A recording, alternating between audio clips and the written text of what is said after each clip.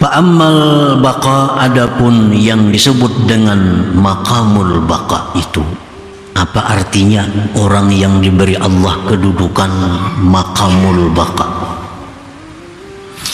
huwa syuhudul abdi bi anna wujudal khalqi qa'imun bi wujudillahi ta'ala la bi nafsi, ialah menyaksikannya seorang hamba dengan bahwa adanya makhluk itu berdiri dengan adanya Allah Subhanahu wa ta'ala, bukan dengan diri sendiri. Nah, itu orang yang berada di maqamul baqa.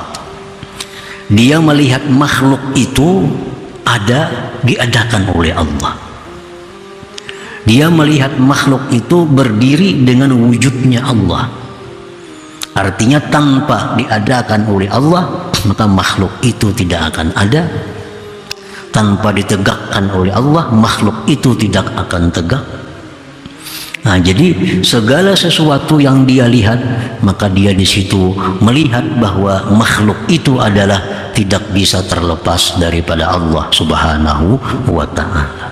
Nah, ini orang yang berada di kedudukan yang namanya maqamul baqa.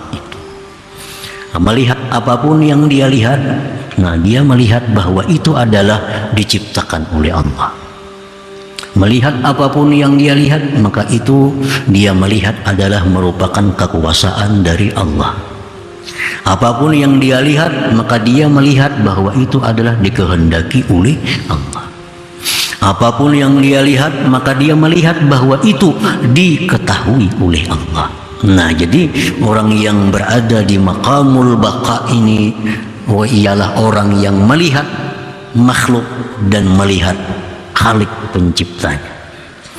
Bukan hanya sekedar makhluk yang dia lihat, tapi penciptanya pun dia lihat dengan mata hatinya. Nah, itu kedudukan yang disebut maqamul baqa. Bila kita bisa demikian, maka kita namanya adalah orang yang diberi Allah maqam ini. Ada melihat apa, kita ingat bahwa itu adalah merupakan karya dari Allah. Nah, kita melihat, mendengar apapun yang kita dengar, kita ingat bahwa itu adalah merupakan kudrat iradat dari Allah. Nah, kita melihat apapun, mendengar apapun, maka kita selalu ingat dengan penciptanya. Nah, itu orang yang mulia, orang yang sudah hebat, yang bisa demikian itu. Para muhibbin rahimakumullah. Wa hadzal maqam maqamu ma ra'aitu syai'an illa ra'aitullah ma'ah. Ini makam baqa tadi, ini kedudukan yang namanya al-baqa itu ialah kedudukan orang yang mengatakan bahwa tidaklah aku melihat sesuatu apapun melainkan aku melihat Allah bersamanya. Melihat apapun maka dia ingat dengan Allah. Pengertian melihat itu artinya ingat. Ingat itu artinya melihat dengan mata hati. Nah, jadi melihat apapun matanya yang zahir ini, mata hatinya melihat. Artinya hatinya ingat bahwa itu adalah merupakan kudrat dan iradat dari Allah. Tidak aku lihat akan sesuatu itu melainkan aku lihat Allah bersamanya. Karena sesuatu itu kadang akan ada tanpa diadakan oleh Allah, dan sesuatu kadang akan bisa lestari tanpa ditopang oleh Allah Subhanahu wa ta'ala. Jadi kita kadang bisa lepas daripada dua itu, sebagaimana yang disebutkan dalam hikmah-hikmah yang lalu. Kita kadang akan lepas dari dua nikmat, pertama nikmatul ijad dan kedua nikmatul imdad. Nah, kita dicipta oleh Allah, sudah dicipta ditopang oleh Allah. Kalau sedetik kita dilepas, kita akan binasa. Jadi keterkaitan kita dengan pencipta itu kadang akan bisa lepas. Lepas satu detik pun kita akan binasa. Itu disebut dengan ni'matul imdad. Jadi Allah bukan hanya mencipta, tapi terus menerus menupang ini sesuatu yang diciptanya, sehingga bisa ada seperti yang sekarang ini. Nah, para muhibbin rahimakumullah. Jadi kalau sudah kita bisa demikian, itu anugerah Allah yang luar biasa kepada kita. Melihat ada apa yang kita lihat, kita ingat bahwa itu adalah merupakan ciptaan Allah.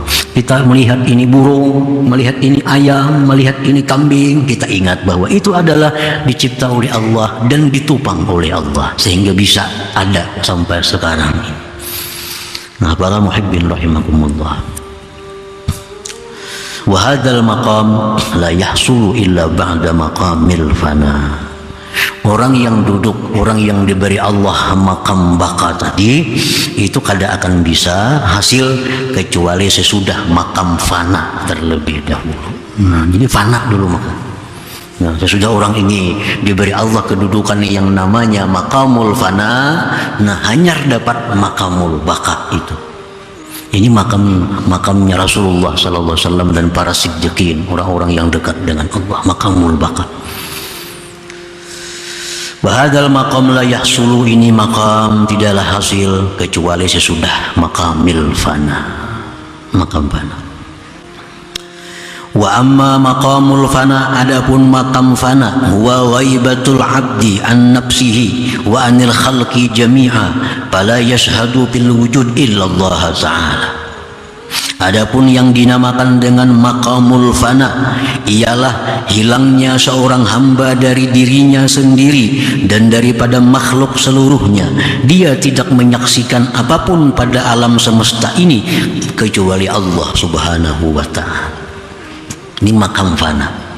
Makam fana ini orang yang tidak melihat sedikit pun makhluk, yang dia lihat hanya Allah. Kalau ada kambing, dia kada melihat itu kambing, tapi yang diingatnya adalah Allah. Nah, kalau melihat bahwa itu laut, orang yang di makam fana ini, dia kada akan melihat itu laut, tapi yang dilihatnya itu adalah kudrat iradat Allah. Nah, laut, langit, bumi, bahkan dirinya sendiri kada diingatnya, kada disaksikannya. Yang disaksikan oleh mata hatinya adalah hanya Allah subhanahu wa ta'ala. Nah, ini disebut ngarannya adalah maqamul fana. Ini kada melihat itu ciptaan Allah, ini kada melihat bahwa itu adalah binatang, kada melihat itu benda-benda apapun, manusia, kada bahkan dirinya sendiri kada dipandangnya. Yang dipandangnya bahwa Allah Khalik. Nah, ini orang yang berada di maqamul fana. Nah, para muhibbin rahimakumullah, jadi ada 3 kedudukan, 3 macam umpamanya untuk mendekatkan paham kita, macam sebuah gunung. Ini gunung, orang yang berada di bawah gunung sebelah sini, ini orang awam. Orang awam ini apa? La yaral haqqa, dia tidak melihat Allah, yang dilihatnya hanya adalah makhluknya.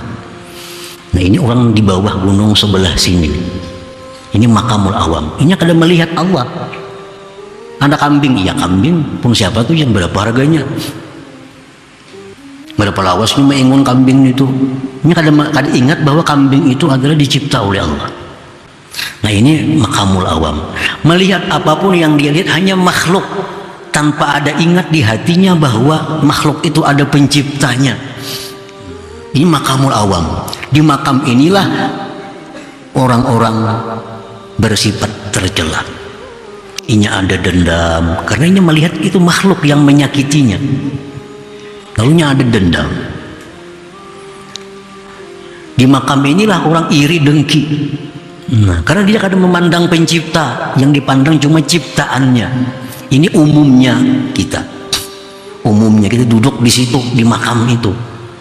Kita kadang mengingat Allah, apapun yang kejadian itu yang kita perhatikan cuma sebabnya. Nah, kadang memikirkan, kadang mengingat musabbib Allah yang menciptakan sebab itu. Nah, ini makamul awam. Ini orang yang berpendapat nasi bisa mengenyangi, yang obat itu bisa menyembuhkan, duit itu membuat senang. Ini orang hanya melihat materi-materi sebagai ciptaan dari Allah, kada ingat lawan yang menciptakannya. Nah, ini makam awam. Lalu naik gunung. Di puncak gunung ini orang berada di makamul fana. Makam fana ini orang yang berada di puncak gunung. Inya kada melihat kiri kanan muka belakang, dilihatnya cuma Allah. Nah ini di puncak gunung. Orang makan fananya kada bisa makan. Inya kada ada makan, kada ada minum. Orang fana, inya kada mengingat apapun selain daripada Allah. Lalu orang yang di makam fana ini akhirnya turun ke sebelah gunung sini. Nah disinilah makam baka. Jadi orang yang berada di makam baka itu sekilas sama dengan orang awam zahirnya.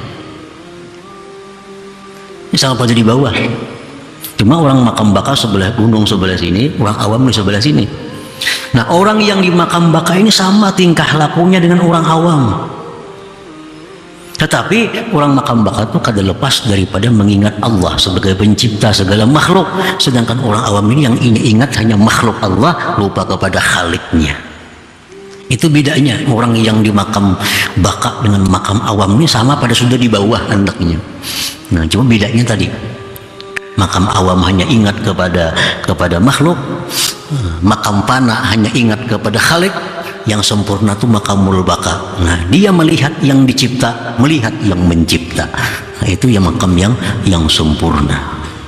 Nah para muhibbin rahimakumullah, wala yasilul abdu ila hazainil maqamain asyarifain illa ba'da takhliyati nafsi minas sifatil mazmumat wa tahliyatiha bi sifatil mahmudat. Dan seseorang hamba, seseorang manusia tidak akan bisa mencapai kedua makam yang mulia. Makam fana tadi, makam baka, kada akan bisa didapat itu kecuali sesudah membersihkan dirinya dari sifat tercela dan memperhiasi dirinya dengan sifat-sifat yang mulia, yang terpuji.